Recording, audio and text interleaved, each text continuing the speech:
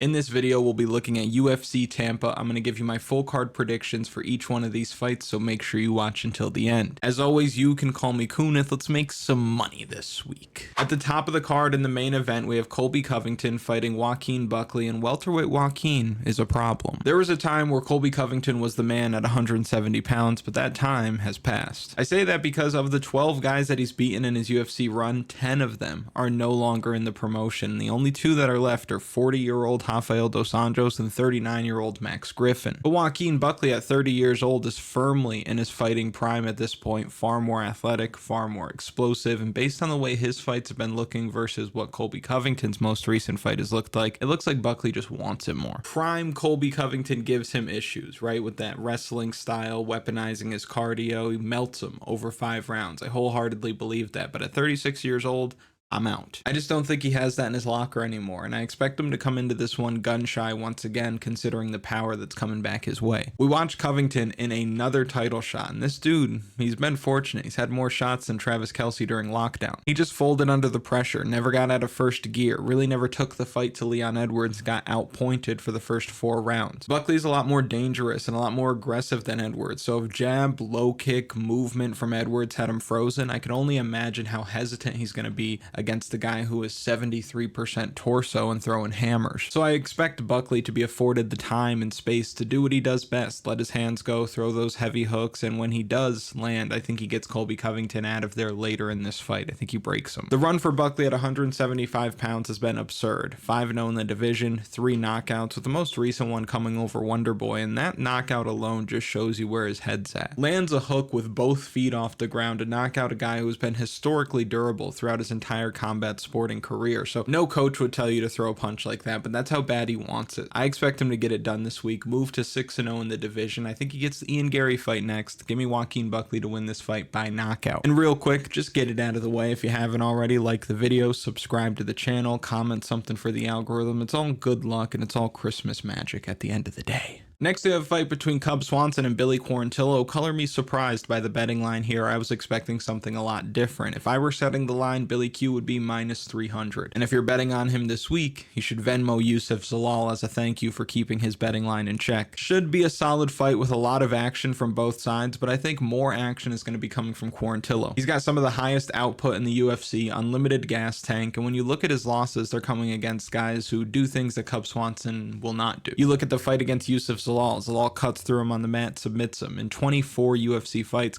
Swanson has submitted as many people as you and I. Quarantillo got knocked out by a flying knee from Edson Barbosa. Cub's not doing that. Lost a decision to Shane Burgos the same way that Swanson did, and Burgos threw 329 strikes in that fight. If you combine the amount that Cub threw in his last 2 fights that have gone the distance, it's about the same number. So I don't really see a 41-year-old Swanson getting the nod over Billy Q here, especially in Tampa where he's fighting out of, although shout out Western New York. I expect Billy Q to land more at striking range, and I see him mixing in takedowns as well. His wrestling has been a missing piece of his game ever since he got knocked out by Edson Barbosa. Now, is he not shooting takedowns because he got knocked out? I don't think so. I think it's more so because he was fighting Damon Jackson, who's tricky on the mat, Youssef Zalal, who clearly had the grappling advantage and didn't help him to try to avoid takedowns even in that fight. But if I'm Billy Q and I'm his team, I don't look at Swanson as the same kind of threat on the mat. So I'm going to do what made me so successful earlier in my UFC career. I'm going to throw a lot of strikes. I'm going to stay busy. I'm going to mix in takedowns, even if it's not to be dominant on the mat or find a submission, just to wear on you, give you something else to think about, overload that system. Either way, he's going to get back to what made him a force earlier in his career, so I'll take the younger man here to get it done. He's no spring chicken, but Swanson is next to extinct at this point. Only by age, though. The skill set is still there, but give me the younger man to get it done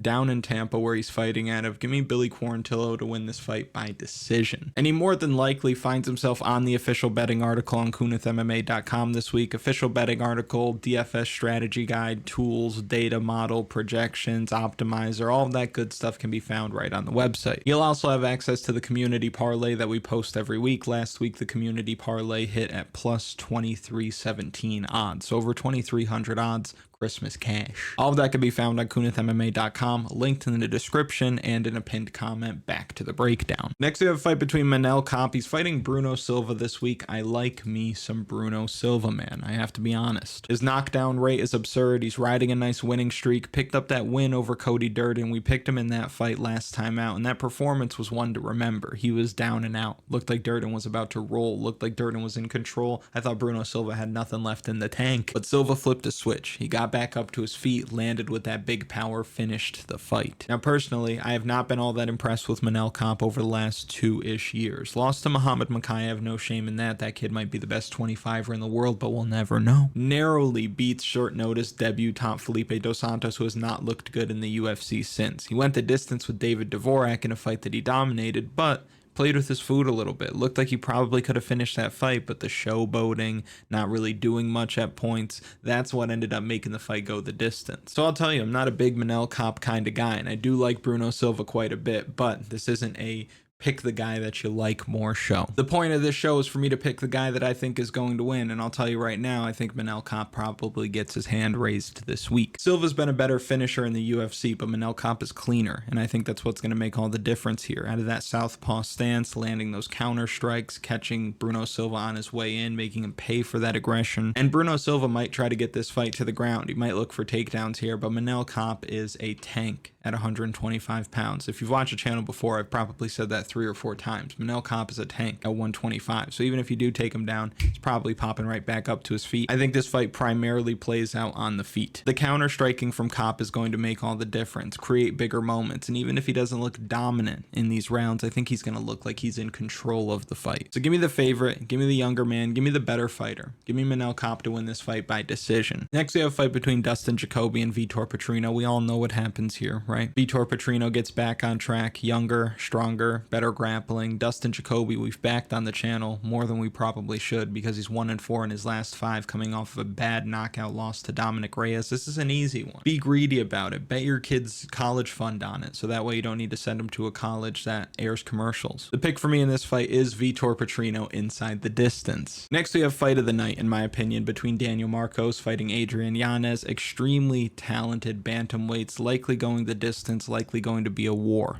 So you have to ask yourself, who would you rather go to war with when you look at these two? For Adrian Yanez, the dude can crack. Deceptive length, very fast hands, puts combinations together as well as anybody, and he's not afraid to brawl if that means he can land his own punches. Defensively, he's the Jacksonville Jaguars. His chin is normally way up in the air, and he's paid for it before. Rob Font made quick work of him because of it. Randy Costa was tuning him up early in that fight. So you have to worry about that, especially against a guy as sharp as Daniel Marcos. You don't get to 16-0 by accident. This guy does a great job of minimizing mistakes, making other people pay for their mistakes. He doesn't really find himself out of position too much, and he takes what guys are going to give him, and that's what Adrian Yanez is going to give him. Daniel Marcos looked real good last time out, even in the fight before that against Aori Kilang that ended up being in no contest. He was looking good before the illegal strike. But against John Castaneda, it was just better everywhere, won every round as a result, and I think he's technically more sound than Yanez. He's better defensively. The problem that he's going to have, though, is that Yanez is going to make him fight. I'd go as far as saying he's going to put Marcos in a position where he has to fight from behind, and I don't know if he's going to be able to do that. Yanez starts fast. He doesn't waste any time trying to download the data, or there's no feeling out process. He starts fast. He's always looking for that first round knockout. So if Marcos starts falling behind in the first round, I don't know if he's the type of guy that's going to come back to win a fight. And when you look at these Yanez losses, I don't really fault him for it. Against Jonathan Martinez, those leg kicks coming from Martinez are brutal. He ends up getting his legs kicked off, loses that fight. Okay. I don't really fault him for losing to Rob Font either, because that's a top bantamweight. I think he would eat Daniel Marcos's lunch. But after that most recent loss, he took his time off, reminded everybody who he was back in May earlier this year, and he has a chance to take this guy's O. And remember, since Daniel Marcos is undefeated, that's probably going to be boosting the odds a little bit. Since his debut, he's been favored every time. So don't let the odds fool you. Don't have betting brain where you look at the odds and see Daniel Marcos is favored and think, oh, then he probably should win because they tried to sell you Temba Garimbo last week at minus money. So just keep that in mind. Don't be fooled. I like Adrian Yanez this week. I like Adrian Yanez to win by decision. Next, we have a fight between Navajo Stirling. He's fighting Tuco Tokkos. Easy one for Stirling in his debut. Promotional setup spot. We saw Tokkos set up in a short notice fight last time out against Omar C. And now they give him Stirling. So I'm going to tell you this, Mr. Tokkos, if you're watching, which You probably are. You are in an abusive relationship with your employer, and I suggest you take your talents elsewhere where you'll be more appreciated. The pick is Navajo Stirling by knockout. All right, it's Michael Johnson fight week. In this next one, I'm glad we find ourselves in this position again, because I'll tell you, I don't believe in Michael Johnson at this age. Do I respect the longevity? Of course. Dude's had a super long career. You know how many times he's missed weight? Once. That's it. Do I feel like he has one of the best highlight reels of all time when you look at the names on that list and the way that he put him out? Of course he does. But the reality is he's 22-19 with more UFC losses than UFC wins, and he's 38 years old. Ottman Azaitar is coming off of back-to-back first-round knockout losses. So is he chinny? Probably. Would Michael Johnson knock him out? I think so. Michael Johnson would knock out King Kong, but he could also lose a fight to Toad. That's who Michael Johnson is. It's always a 50-50 fight. So if he's going to be a favorite, I would obviously take the guy at plus money. And who knows if that power is even really still there for Michael Johnson, because look at the most recent knockouts that he's had. He knocked out Alan Patrick over 2.5 years ago. Patrick looked slow,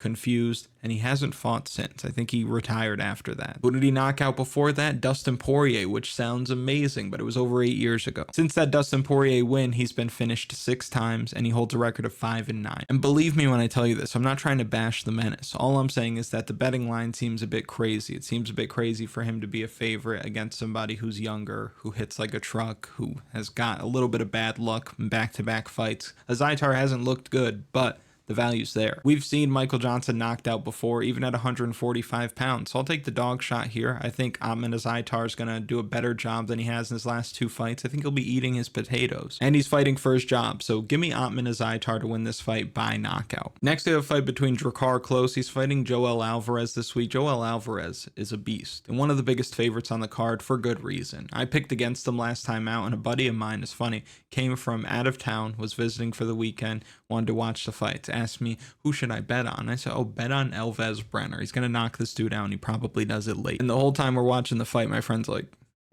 is this Brenner, or is there another Brenner later on the card? So I had to take the L, and Alvarez looked great, and you got to learn from your mistakes. He didn't look like what I thought he would late in that fight. I thought he was going to slow down.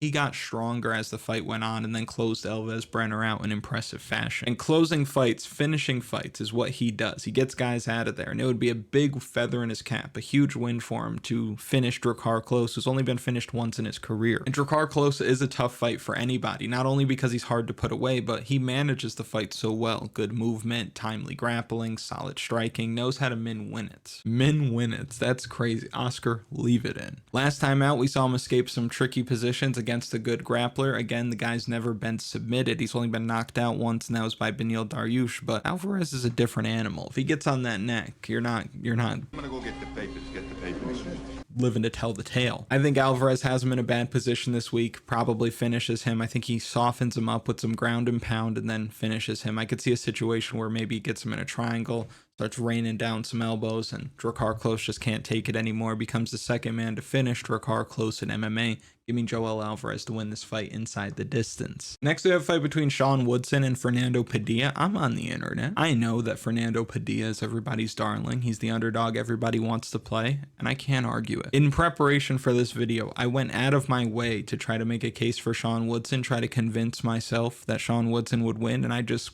couldn't do it. The more I look at this fight, the more I think Fernando Padilla probably wins by club and sub, because Sean Woodson, long, technical boxer, but he lacks punching power, which is strange for a guy who's got that much length and leverage and that boxing background and that accuracy, because accuracy normally turns into power. But he's not really hurting guys all that often with these punches, and Padilla is also bringing that Mexican durability to the picnic. So if he's going to knock anybody out, or rather if he's not going to knock somebody out, it's Fernando Padilla. And if Sean Woodson does really struggle to get respect on the feet, I think that's when Padilla is going to feel comfortable to let his hands go, and he's just going to walk him down. Sean Woodson's not somebody I would want to take as a favorite anyway. I think he is very beatable and has benefited from some pretty soft matchmaking lately. And Padilla's looked good outside of the fight with Kyle Nelson, but Kyle Nelson has this way of slowing down fights for whatever reason, so Padilla fell victim to that. But in his debut, he did get the win over Julian Erosa, really blew the doors off of him, which common opponent Julian Erosa finished Sean Woodson. Last time out, we saw Padilla submit Luis Puello early in the first round, and he's 27 years old, so he's a young guy getting getting better at a rapid rate, and I think he puts it on Sean Woodson this week. Again, Woodson's benefited from some soft matchmaking in recent years, but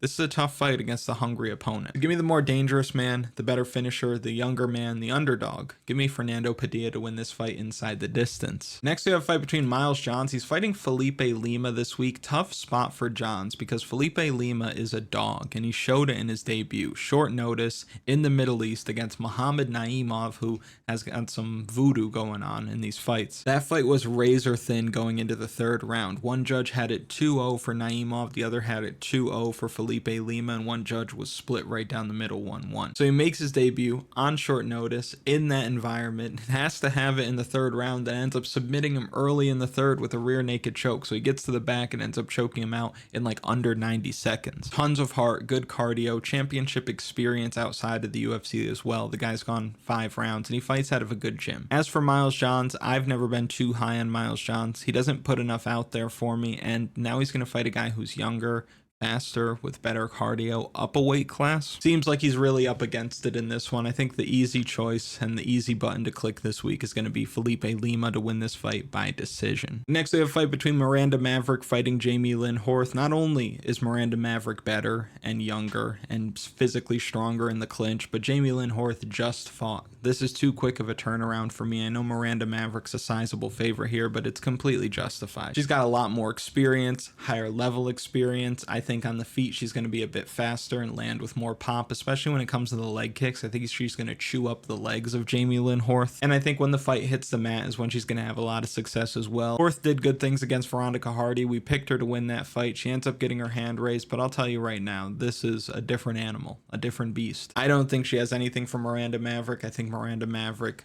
glides in this one. This is the kind of fighter that Miranda Maverick puts up 50 points on. Walk in the park for her this week. Give me Miranda Maverick to win this fight by decision. Next, we have a fight between Davy Grant and Ramon Taveras. Very interesting fight because Davy Grant is never going to just roll over. He's always going to give you a hard 3 rounds, good durability, tricky when the fight hits the mat, will be dangerous until the bitter end. We saw against Rafael Sunsao, looked like he was down and out, inverted triangle. Who does that? We saw Ramon Taveras pick up a win in his debut in that rematch against Surrey City. Surrey City is okay, but Ramon Taveras took it to him, ends up winning that fight, and I think that he wins this fight as well. I was surprised to see him being the underdog because Davy Grant, he's older, man. He's getting up there. And if you look at some of his fights, he gets robbed, bad decision, things like that. But the reality is he's in that position because a lot of his fights are close. His durability, his toughness, it's kind of a gift and a curse because he's willing to take one to give one, but that means both guys are scoring. And I think Ramon Taveras is just going to fight at a higher pace. I think he's going to throw more punches.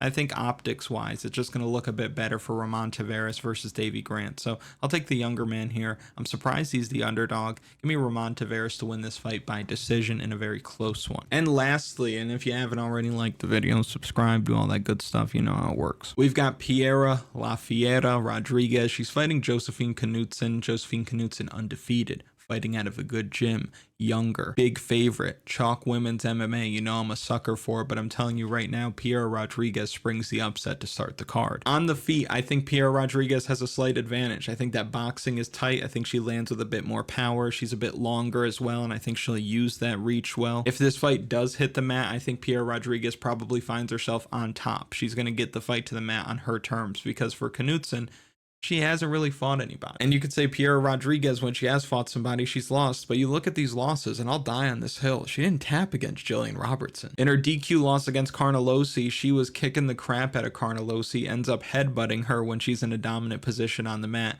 and ends up losing the fight. She doesn't do that. She would have easily won by decision. Knudsen went almost, you can call it life or death, with Julia Pilastri last time out. Julia Pilastri, not all that good. I think La Fiera is going to put it on her this week. I think she's taking that and she's going to have to look good doing it because I think the judges will give the undefeated younger fighter the benefit of the doubt, but I think Piera Rodriguez is going to eliminate any kind of doubt in the judges' minds. I think she finds herself in a dominant position each and every round. I think she ends up winning by decision. If you've made it to this point in the video, thank you so much for watching. I really do appreciate it. Make sure you like the video, subscribe to the channel, comment something for the algorithm. Last fight card of the year. Get your Christmas cash, or the Christmas cash you won last week, put it on again.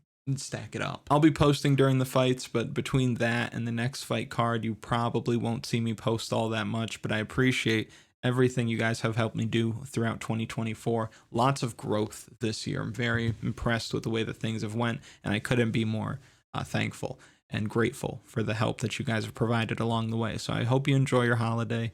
Hope you enjoy your New Year's or New Year's Eve, or you're in China. I think that's a couple months down the line. Anyway, thank you so much for watching. I really do appreciate it. And best of luck with your bets at UFC Tampa.